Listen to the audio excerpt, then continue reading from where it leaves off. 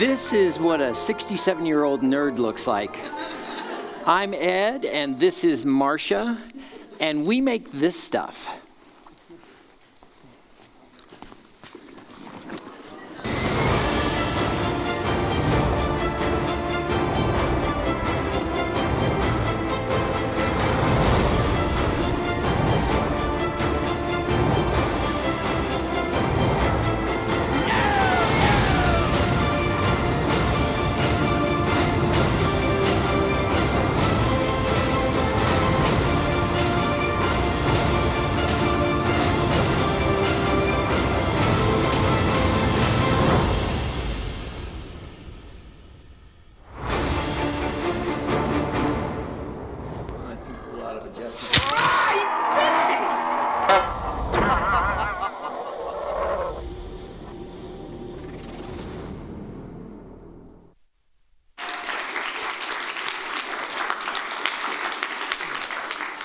So I'm the guy that's going to be talking tonight, but I wanted you to meet our amazing crew that makes the magic, he's about to stab you, that makes the magic happen, and we have become like family with these guys. And one of the things that we've learned over the years is you can't do anything truly grand without an amazing team, and that is these guys. Thank you, guys. Thank you.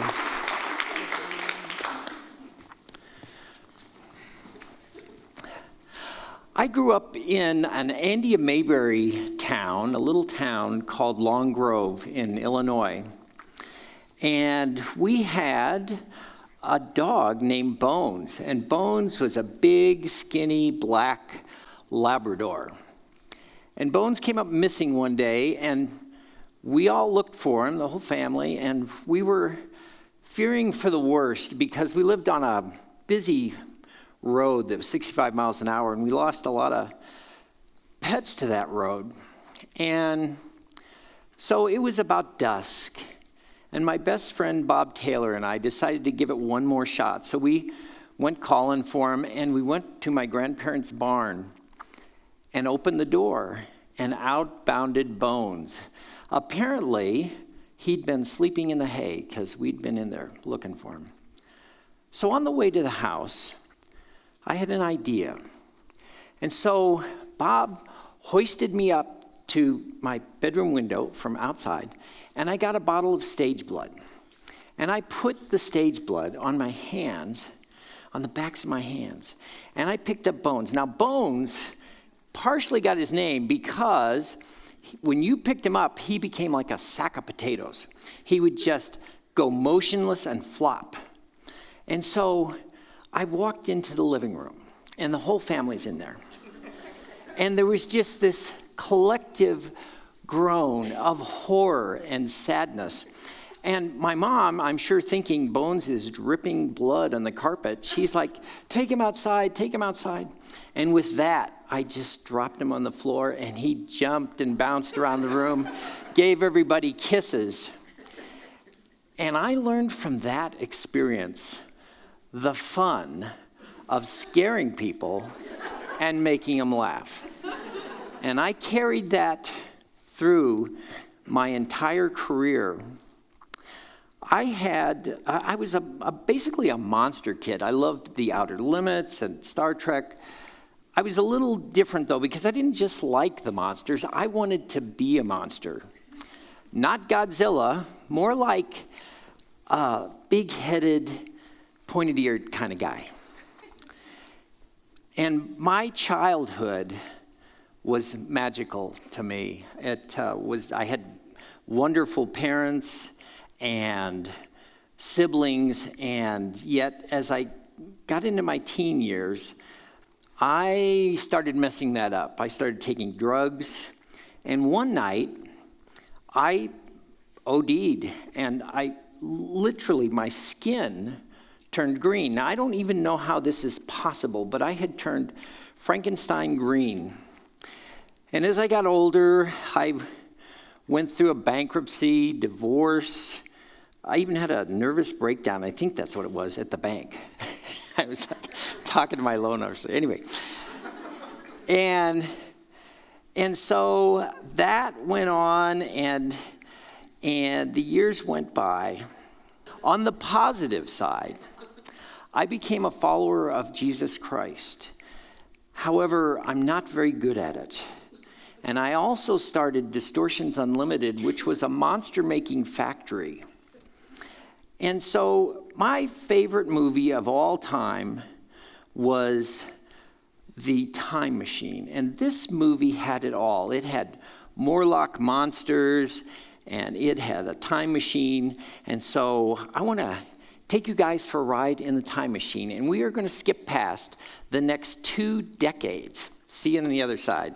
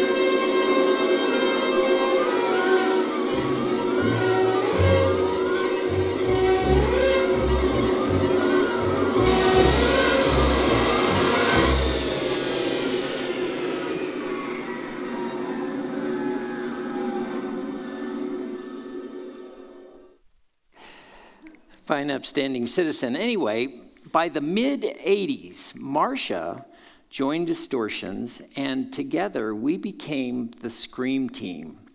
And over the years, we tried to innovate and come up with new crazy things. And it was hard. We had to learn how to run a business, work with people. And early on, there was a giant distributor in Charlotte, North Carolina, that bought our stuff. So we had to make gargantuan amounts of monsters and monster blood and all the stuff. And we had tremendous highs, and we had rough times too, but we kept going, and we learned the power of perseverance, which sounds really good, but it's basically we were just too stupid to stop. And we kept going, and a few of the highlights were, in 1989, Batman hit. Now, this was a big deal in '89 with Jack Nicholson. And we had gotten the license to produce Batman from the studio, and we had like 3 months between when we got the license and October 31st, that first year. And we made over 100,000 Batman masks and costume parts for Batman. And at that point, we had 75 people. We had a conveyor system. We were at speed. We were doing a Batman every 3.5 seconds, and it was quite a thing to see. And then later, we got into the haunted house business, started making props, and we had our own haunted house, and we got to know Alice Cooper, who turned out to be a really nice guy, and we've worked with him for years. But we ended up selling Brutal Planet to Six Flags. They wanted to, after we'd run it about 3 years, they wanted to open up 16 Brutal Planets all over the country. And this was quite a feat because each Brutal Planet took about $100,000 of our product, and that was times 16. And by the time they finally got the contract signed, we had 14 weeks to do that. And this stuff is tough to make. But anyway, that still amazes me to this day. But the most amazing prop, or at least the one that changed us the most in the industry, was a thing we called the electric chair. And this was a life-size chair with a man on it, rubber man, and we put a giant motor in it and a pulley and just shook the tar out of this thing, and it smoked and screamed. And so we took it to a Halloween trade show that year, and the industry, I thought, it was $3,800. I thought we'd be doing good to sell 6. We sold over 200 of those the first year. And they went out across the country, and there was like a grassroots thing of people talking about it, and the newspapers came out, and attendance doubled and tripled for a lot of these haunted houses. And by making this product, we accidentally changed our whole industry and ourselves in the process and Distortions.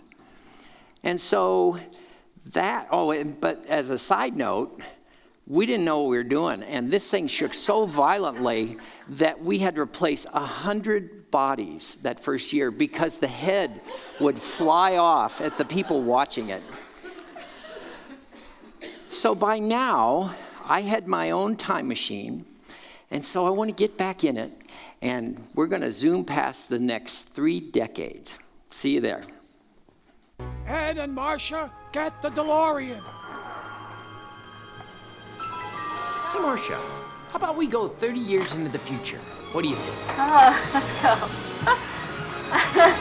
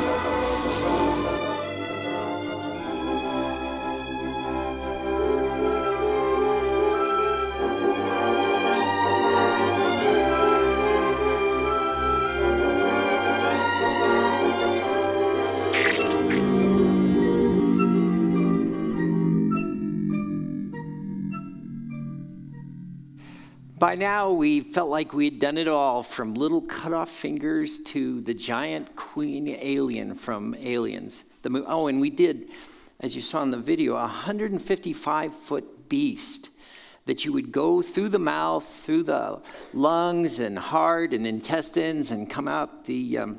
And so I was sitting in my office, and we sold a bunch of those.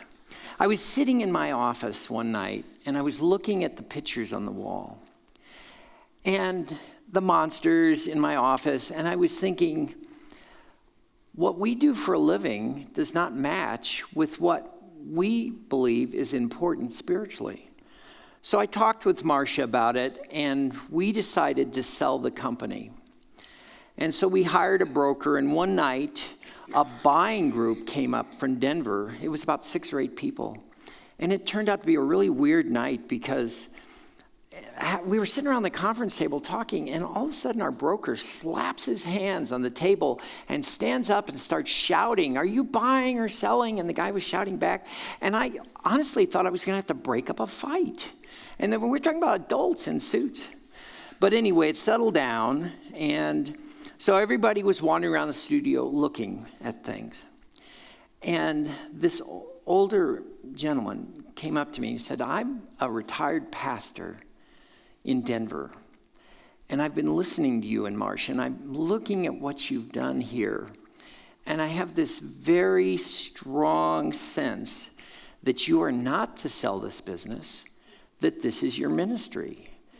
And I didn't tell him, but I'm like, God and monsters, that's a ministry? But we took his advice. We took it off the market, and he was right. Shortly thereafter, we got picked up for a television show that ran 3 years called Making Monsters. And this thing was amazing. It was a really, really good show, and the crew and the production company, everybody was amazing.